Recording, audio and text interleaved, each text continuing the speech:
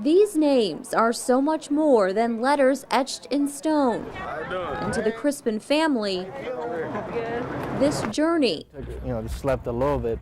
isn't about their first trip to the nation's capital. They're here to see how their own fallen hero has been honored. You want to do it, Mom? And to take a piece of it with them when they go. Thanks to our community for making this happen. Lakeland police officer Arnolfo Crispin is one of 163 names added to the National Law Enforcement Memorial Wall this year. You kind of got a little emotional. None of us ever expected us to be here. Alongside the family, Crispin's squad members were also overwhelmed. Officer Heather Freeman was the first responder the night Crispin was shot. It'll never be better, it'll never be great, but at the same time it does help you move forward a little bit and just understand that by honoring them the way that you are, it does help you move forward and at least not make it in vain. Crispin's parents were presented with a wreath while standing among others suffering similar losses, surrounded by those who won't forget the officer's sacrifice, knowing there is this permanent reminder of what he gave to protect his community.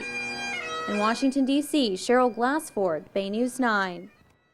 Hernando County deputies want those who walk along this wall to know something about the man behind this name. He was a great father, he was a great husband, and he was a great deputy. Deputy John Mecklenburg was killed in a crash while pursuing a suspect last year. His squad members came to the nation's capital to honor him. When you see the name etched in concrete and you realize the finality of what really happened, and then you got the bagpipes playing, it's very emotional.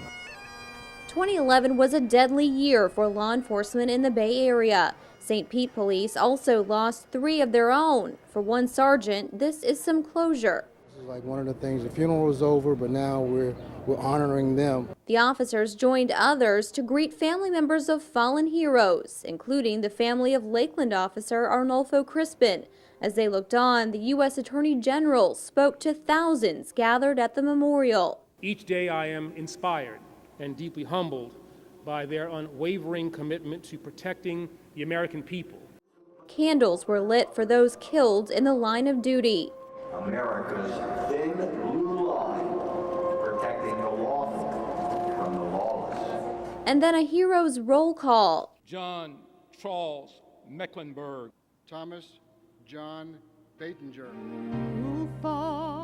Many who came to this event are now hoping to start a new chapter. We've healed, and now we can now start to remember them yearly. Remembering them for how they lived instead of how they died.